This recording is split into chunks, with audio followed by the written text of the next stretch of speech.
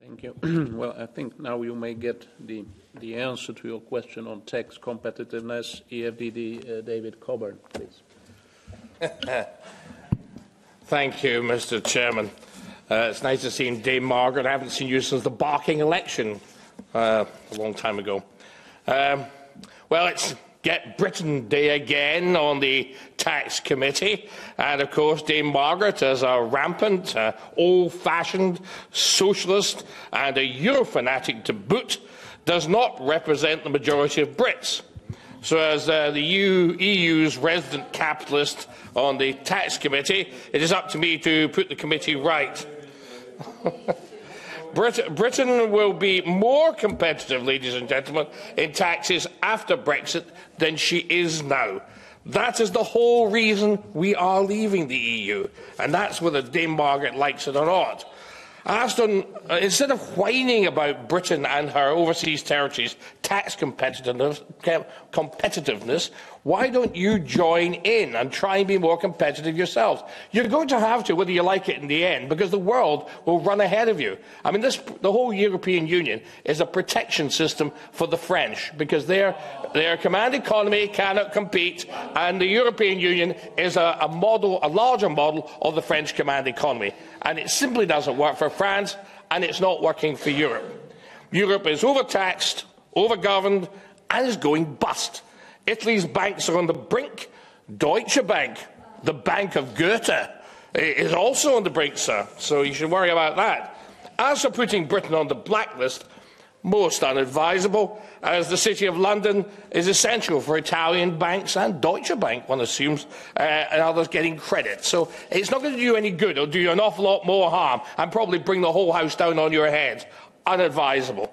The EU sells more to UK than you do to us, so Berlin and Paris will soon come under major pressure from German and French businesses to do deals with Britain. So, I mean, I hope we leave without a deal, because that's the best thing for Britain, and then you will soon have to come with your begging bowl trying to get a deal, and that's just a fact of life.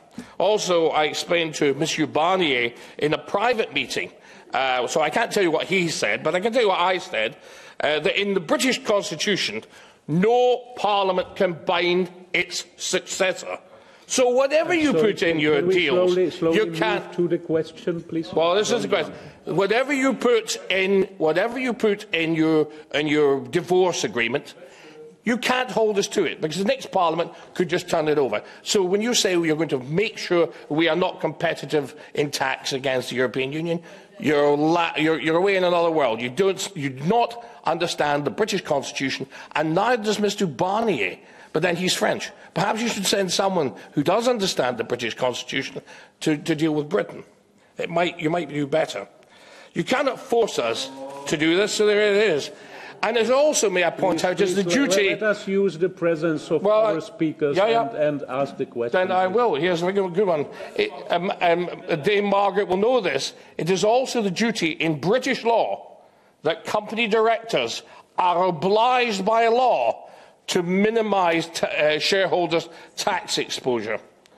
We are a free enterprise economy, whether she likes it or not. That's the way it is, and that's the way British law is framed. So, you know, there's nothing wrong in that. Reducing tax is a good thing.